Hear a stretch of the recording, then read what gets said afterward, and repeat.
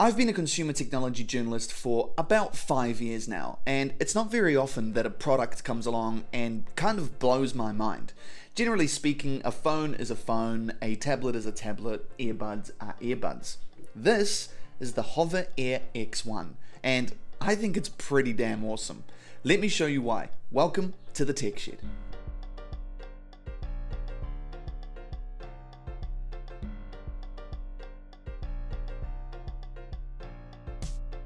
All of those were taken at a beach called Piha here in New Zealand. I took the drone with me, set it up, sent it off, and downloaded the footage straight to my phone. This is all at the beach, I should add, in mere minutes. That's the best thing about this. It allows you to capture what I would call advanced shots quickly and, more importantly, easily.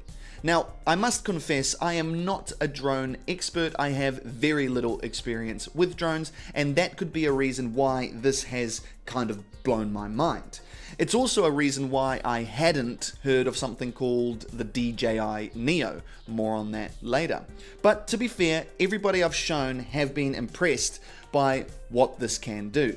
I also think that I'm the exact person this is targeting. This isn't for those that are looking for the latest and greatest drone. It's for those that are just trying to improve their social media game, or in my case, my YouTube videos. So, what is it? Well, if like me you'd never heard of something like this before, it's a compact, easy to use drone that allows you to capture photos and videos at up to 2.7K at 30 frames per second. While you can pilot it manually with your phone or a more advanced controller, it's at its best when you use its intelligent flight modes. Simply press a button, it will take off, lock onto you as the subject, and keep you centered in frame, even if you're moving. It's also incredibly portable because it's foldable. As a comparison, here's my foldable phone.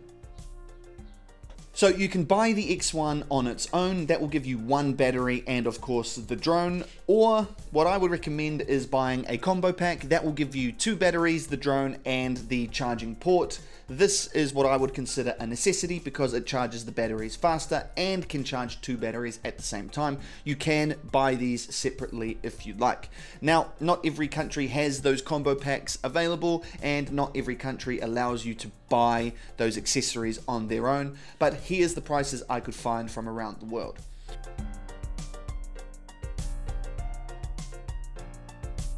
When you look at those prices, you start to see a problem, and I think it's the biggest problem a consumer technology device can have, in that the X1 is significantly more expensive than its most direct competitor, the DJI Neo. Here's a comparison.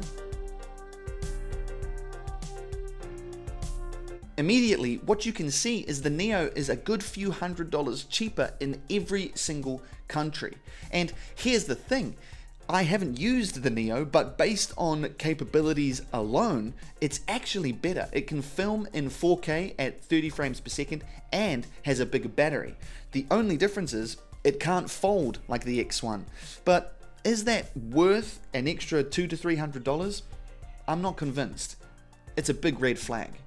Weighing in at just 125 grams, the X1 is lightweight, and with its standout foldable design, it's easily portable. You can comfortably put it in your pocket or in a bag, something the DJI Neo can't do. It has an enclosed propeller design, meaning the props are in a kind of plastic cage. This means you can hold it in your palm and not worry about your fingers getting chopped. It also adds a bit of durability for any of those crash landings, heaven forbid. On top, there are 2 buttons, a power button and a change mode button. The power button, surprise surprise, turns it on and off, but it's also used for takeoff. Hold it in your palm, press that once, there will be a countdown, and then it will launch. The change mode button is for changing between those predefined flight modes, more on those in a sec. There are icons to show you which ones they are, and there's also lights to show you which one you've selected. Also, there's an audio cue that will give you that information. You can change these modes with your phone, but I find this much easier, and it's good if you want to leave your phone somewhere else. It comes in black and white, and it has a status light on the top. This status light will tell you what's going on at a quick glance. Green means it's ready to go, red means it's recording, and flashing orange means it cannot find its subject. On the top, there's the battery compartment. works just as you would expect, but getting the battery out does take a bit of force. Overall, it's a portable, functional design, but after looking at the DJI Neo, I don't think it looks quite as sleek. The X1 records in 1080p at 30 or 60 frames per second and 2.7K at 30 frames per second. Good enough for social media videos, but not quite as good as the 4K 30 frames per second capabilities of the DJI Neo. I should add that it can film in both landscape and portrait mode. The best thing about this, as mentioned earlier, are the intelligent flight modes. You can just let it do its thing. You don't have to control it. It's kind of mind-blowing. It has several options. The first one is hover, where the drone will stay in place and then turn as you move, keeping you in frame. Zoom out, where it will pull back, reveal more of your surroundings and then come back to you. Orbit, where it will circle around you at a set distance. Follow, it follows behind you. Bird's eye, where it flies up in the air and looks directly down. And then there are a few advanced modes. Snapshot, it goes back and then will take a photo of you when you stay still. Dolly track, it will maintain a fixed distance in front of you. As you walk towards it, it will keep moving away from you, so it just keeps you in frame. Side track, it follows from the side, great for something like skateboarding or, in this case, running along the beach. And then there's a few more things like gesture control, meaning you can control the drone with hand gestures, and manual mode, so you can control it with your phone or a more advanced controller. To use those advanced modes, you do need your phone with the Hover app. Simply open the app, select the mode you want, and not only will the drone automatically change to that mode, but it will be bound to the custom option on the drone itself. That's great because now you can leave your phone behind as you take the drone to do your thing. It becomes a problem though if you want to use multiple advanced modes. Let's say you want to use dolly track and side track. In order to change between those, you have to go into the app every single time and switch between them. It becomes a bit cumbersome and simply is not as easy as just using the change mode button on the drone itself. Now, for most of the modes, I was happy with how they worked. I was very impressed by how stable it stays in windy conditions and how fast it can go. To test that, I sprinted along the beach and it kept up with me with ease. I am obviously no Usain Bolt.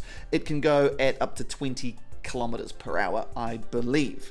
I was also impressed by how much customization there is. Within the app, you can set parameters for each mode. For example, bird's eye mode, you can make it fly higher or lower, and you can make it spin as it's going up. For zoom out mode, you can make it go further out and stay there for longer, so on and so forth. But again, you do need your phone to do that. However, what I did like is it's set in stone. Once you've set it, the drone will just do that. You can leave your phone behind.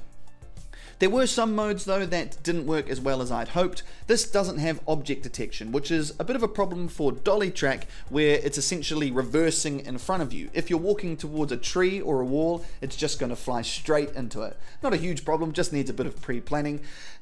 Gesture control didn't work well at all. That's where you can control it with your hand movements. So you do this and it will orbit. I couldn't get that to work at all. The only one that did work, thankfully, was landing gesture, which is an X above your head, it comes in to land.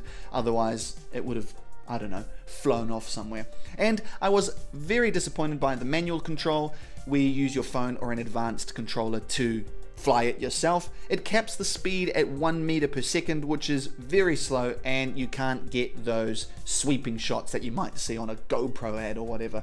But overall, I was able to get the shots I wanted and they look great.